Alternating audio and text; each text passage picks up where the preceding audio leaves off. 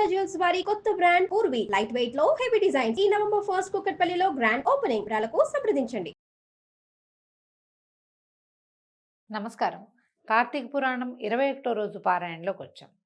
ఈ రోజున కార్తీక సోమవారం కూడా కలిసి వచ్చింది. ఇన్ని రోజులు చేయలేని వారు సోమవారం నాడు ఉదయమే స్నానం చేసి, తెల్లవారు స్నానం చేసి, పగలు ఉపవాసం ఉండి, సాయంకాలం చంద్రోదయం అయిన తర్వాత శివారాధనో విష్ణువారాధనో చేసుకోవటం, లేదా విష్ణువాలయానికో శివాలయానికో వెళ్ళి అక్కడ ఒక దీపారాధన చేసుకొచ్చి అప్పుడు భోజనం చేయొచ్చు. అయితే ఈ రోజున సమస్తమైన దానాలు చేసుకోవచ్చట. ఎలాంటి దానం చేసినా మంచిదే. మన గ్రామదేవతని దర్శించడం చాలా మంచిదట. గ్రామదేవతకి ఆరాధన మీరు ఏదైనా గ్రామదేవత దేవాలయాల్లో ఇవ్వదలుచుకున్నా, ఆవు పేరుతోటి ఎవరికైనా ఇవ్వదలుచుకున్నా కూడా ఈ 21వ రోజు దానికి చాలా ప్రశస్తమైన రోజు అని చెప్తారు. అయితే మనం పారాయణలోకి వద్దాం. పురంజయుడు అనే రాజు లోకకంటకుడుగా, ప్రజాకంటకుడుగా తయారయ్యాడు. అతని మీదకి సామంతులందరూ యుద్ధానికి వచ్చారు. కాంభోజరాజుతోటి చిత్ర విచిత్రమైన గతులతో యుద్ధం చేస్తున్నాడు. అయితే సామంతులకి పురంజయుడికి మధ్య యుద్ధం భయంకరంగా కొనసాగుతోంది. రణక్షేత్రం అంతా తలలు తెగిపడిన ముండాలు, గుర్రాలు, ఏనుగులు, కళేబరాలతోటి, హాహాకారాలతోటి, రక్తమాంసాదులతోటి నిండిపోయి చూడ్డానికి రుద్రభూమిలాగా ఉందిట. కాంభోజరాజుకిను పురంజయుడికి తీవ్రంగా యుద్ధం జరిగింది. అయితే కాంభోజరాజు తన మీద పడిన బాణాలను తీసి మళ్ళీ తిరిగి వేసేస్తున్నాడు అనమాట, వదిలిపెట్టడం లేదు. అయితే పురంజయుడికి సంధ్యా సమయం అయ్యేసరికల్లా ఆయనకు అర్థమైంది, విజయం కంటి చూపు మేరలో లేదు. ఒళ్ళంతా దెబ్బలే, పూచిన తంగేడులాగా ఉన్నాడు. ప్రతి చోట రక్తపు మరకలే ఉన్నాయి శరీరం అంతా. కొన్ని చోట్ల ముళ్ళు బాణాల తాలూకు కొసలు గుచ్చుకుని ముళ్ళు విరిగిపోయి ఉన్నాయి. గుర్రాలన్నీ చనిపోయినాయి. పంచకళ్యాణ గుర్రాలు ఉన్నాయి, గుర్రాలన్నీ పోయినాయి. రథం పాడైపోయింది. మళ్ళీ కొత్త రథం చేయించుకోవాలి, కొత్త గుర్రాలను పూజించాలి, వాటికి అలవాటు అవ్వాలి. చాలా తతంగా ఉంది. యుద్ధం అయ్యేలాగానూ లేదు, విజయం కనుచూపు మేరలో కూడా లేదు. సరే, ఏం చేశాడు? సాయంకాలం సంధ్యా సమయానికి కోటలోకి పారిపోయాడు. వీళ్ళు కోటను ఇంకా స్వాధీనపరచుకోవాలి. బయటే జరుగుతోంది అంతా యుద్ధం అంతా. అంతఃపురంలో ఒంటరిగా కూర్చుని విచారించడం మొదలుపెట్టాట. ఎప్పుడు కూడా ఆత్మపరిశీలన చేసుకుంటారు. సాయంత్రం అయ్యేసరికల్లా మనం ఏం చేసాం, వాళ్ళు ఏం చేశారు, మన జనం ఎంత మిగిలారు, వాళ్ళు ఎంత ఉన్నారు, అసలు వాళ్ళ శక్తి ఎంత, అప్పుడప్పుడు నేను ఓడిపోతున్నానని నాకు అనిపించిందా, మనం ఊహించుకోవాలి కదా. ఈ పద్ధతి చూడండి, ఇప్పుడు కూడా మనం ప్రతిరోజు రాత్రి పడుకునేటప్పుడు ఇవాళ ఏం చేసాం, సరిగ్గా చేసామా లేదా అని ఆలోచించాలి. ఈ యుద్ధాల సమయాల్లో రాజుల పునఃపరిశీలన చాలా అవసరం. మనం కూడా అదే చేయాలి. అంతఃపురంలో ఒంటరిగా కూర్చుని విచారిస్తున్నాడు పురంజయుడు. ఇంతలో సుశీలుడనే పురోహితుడు పురంజయుడి దగ్గరకు వచ్చాడు. రాజా, శత్రువుల్ని గెలవడానికి నీ సామర్థ్యం వృధా అయిపోయింది. దైవ బలం లేకపోతే నువ్వు విజయాన్ని సాధించడం అసాధ్యం. ఇప్పటిదాకా నువ్వేం చేసావు? యజ్ఞయాగాది క్రతువుల్ని నిర్లక్ష్యం చేసావు. ఏ కాలంలో చేయవలసినవి ఆ కాలంలో విధివశాత్తు చేయవలసినవి నువ్వు చేయలేదు. ఇప్పటిదాకా నువ్వు నీ పరాక్రమాన్ని, శౌర్యాన్ని, ప్రతాపాన్ని నమ్ముకున్నావు. అది ఉపయోగం లేనిది అని నీకు సాయంకాలం అయ్యేసరికి అర్థమైపోయి ఉంటుంది. ఇక నీకు కావాల్సింది ఏంటంటే ప్రచండమైన దైవ బలం. అయితే దీనికి ఏం చెప్తున్నాడు? ఇది కార్తీక మాసం, పరమ శుభప్రదమైనది. రేపు కృత్తికా నక్షత్రంతో కూడినటువంటి కార్తీక పూర్ణిమ కనుక శ్రీహరిని ఆరాధించు.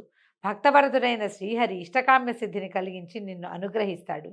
నీ రాజ్యాన్ని నువ్వు గెలుచుకుని విజయుడు అయి తిరిగొద్దు గాని అని ప్రబోధించాడు. ఈయన ఏం చేశాడు? ప్రాతకాలంలోనే తెల్లవారేసరికల్లా రాత్రి ఏం పడుకున్నాడో, ఆ యుద్ధపు శ్రమతోటి ఎలా ఉన్నాడో, శరీరం అంతా దెబ్బలు కూడా తగిలినాయి. ఏదో వలసినంత వైద్యం చేయించుకుని పడుకుని నిద్రపోయి ప్రాతకాలంలో నదీ స్నానం చేసి దీపారాధన చేసి షోడశోపచారాలతోటి హరిని పూజించాడు పురంజయుడు. తర్వాత ఏం చేశాడు? వేద విధులైన విప్రులు ఎంతమందికు మంచి దాన ధర్మాదులు బ్రహ్మాండంగా దానాదులు చేసి అంతఃపురానికి బయలుదేరాడు. అయితే ఆయనకి మెడ నిండా తులసిమాలలు, నుదుటి మీద భుజాల మీద విష్ణునామాలని ధరించిన, ద్వాదశ పుండ్రాలు ధరించినటువంటి ఒక వృద్ధ బ్రాహ్మణుడు ఎదురయ్యాడు. మామూలుగా బ్రాహ్మణ శకునం మంచిది కాదు, ఒంటి బ్రాహ్మణ శకునం మంచిది కాదని చెప్పుకుంటాం. కానీ ఆయనకి కనపడినటువంటి ఆయన ఎట్లా ఉన్నాడు?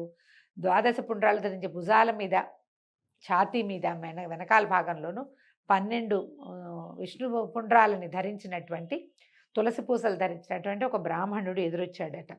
మహారాజా, నువ్వేమీ విచారించద్దు. నీ సైన్యాన్ని కూడా తీసుకుని నీ శత్రువుల్ని ఎదిరించు. విజయాన్ని పొంది వర్ధిల్లుతావు. నీ రాజ్యం నీకు తప్పక లభిస్తుందని ఆశీర్వదించి అదృశ్యమైపోయేట. ఆ తర్వాత పురంజయుడు ధైర్యోత్సాహాల్ని కూడగట్టుకుని యుద్ధం చేసి శత్రురాజుల్ని చిత్తుచిత్తుగా ఓడించాడు. విజయలక్ష్మిని వరించాడు. జనక మహారాజా, శ్రీహరి యొక్క కటాక్ష మహాత్మ్యము వల్లే తండ్రి ఇచ్చిన విషాన్ని తాగినా అది అమృతంగా మారటంతో ప్రహ్లాదుడు బతికి బయటపడ్డాడు. శ్రీహరి అనుగ్రహంతోనే బాలధ్రువుడు చిరంజీవత్వాన్ని పొంది అత్యున్నత స్థానానికి చేరుకోగలిగాడు. ఈ కార్తీక స్నానము, దీపారాధన, పరమాత్మ అర్చన ఏ జాతి వారికైనా పుణ్యాన్ని కలిగించి పుణ్యబలాన్ని పెంచి అభిప్సిత వరాన్ని అందిస్తాయి. ఏది కోరుతున్నాడో అది పొందుతారు అన్నమాట. భక్తవత్సలుడైన శ్రీహరి కృపాకటాక్షాలకు పాత్రులైన వశిష్ఠ, వ్యాస, అంబరీష, శౌనకాది మునులెందరో తరించారు. నిరాకారుడు, నిరంజనుడు, నిర్వికల్పుడు, సహస్రభాన తేజుడు, సర్వాంతర్యామి, నిత్యానందుడు అయినటువంటి పరమాత్మ శ్రీమన్నారాయణుడిగా సాకారుడై 14 లోకాలని తన పొట్టలో ఉంచుకొని కాపాడుతున్నాడు. అటువంటి శ్రీమన్నారాయణుని కృపాకటాక్షాది వీక్షణాలు కలగటం, అతని అనుగ్రహానికి పాత్రులం కావడం కంటే గొప్పది మరొకటి లేదని రాజర్షికి బ్రహ్మర్షి వశిష్ఠుడు శ్రీహరి యొక్క కార్తీక మాస ఔన్నత్య మహాత్మ్యాలని పరిపరి విధాలుగా వివరించి అనుగ్రహించారు. సాధారణంగా మనం ఏం చెప్పుకుంటామంటే కార్తీక మాసం శివమాసం, శివారాధన విశేషంగా చేయాలి. అలాగే కార్తీక దామోదర ప్రీత్యర్థమని శివారాధన చేయాలని పురాణం ప్రబోధిస్తోంది. ఒక్క శివార్చనే కాకుండా మనం ధనుర్మాసంలో చేద్దాం విష్ణు పూజ అని భావించకుండా ఈ కార్తీకంలో విష్ణువారాధన చేసిన వాళ్ళకి కూడా విశేషమైన ఫలితం లభిస్తుంది. పైగా మనం కార్తీకంలో చేసేటువంటి కార్తీక స్నానము, దీపదానము విష్ణుకి మహాప్రీతట, విష్ణు ప్రీతివి, భగవంతుడికి చాలా ప్రీతిపాత్రమైనవి. ఈ మాసంలో తులసి మాలలు ధరించడము, తులసి మాలని ఎవరికైనా ఇవ్వటము. తులసి మాలలు అంటే తులసితోటి ఆకులతోటి కట్టిన దళాలతో కట్టిందని కాదు, తులసి కాష్టంతో చిన్న చిన్న పూసలు చేస్తారు కదా, తులసి పూసల మాల. ఆ మాల ధారణకి కూడా కార్తీక మాసం చాలా విశేషమైందని చెప్పారు. మీ మీ అవకాశాలను బట్టి ఏం చేయగలరో అది చేయొచ్చు. ఒకవేళ పూజా విధానం సక్రమంగా చేయలేకపోయినా రోజు కొంత తులసిని కోసి లేదా కొని మన అవకాశాన్ని బట్టి విష్ణువాలయంలో సమర్పించడం కూడా, తులసి సమర్పణ కూడా విశేషమైన ఫలితాన్ని ఇస్తుంది. పూలమాలలు సమర్పించడం, దీపమాలికను సమర్పించడం, ఒక దీపారాధన చేయటం, ఇవన్నీ కూడా మనకి ఎంతో ఇతోధికమైన మేలును కలిగించేవే అని పెద్దవాళ్ళు చెప్తున్నారు. కార్తీక పురాణంలో కూడా అది స్పష్టంగా చెప్పబడింది. దీంతో 21వ రోజు పారాయణ పూర్తయింది. రేపు ఉదయం 22వ రోజు పారాయణతో మళ్ళీ కలుసుకుందాం. నమస్కారం.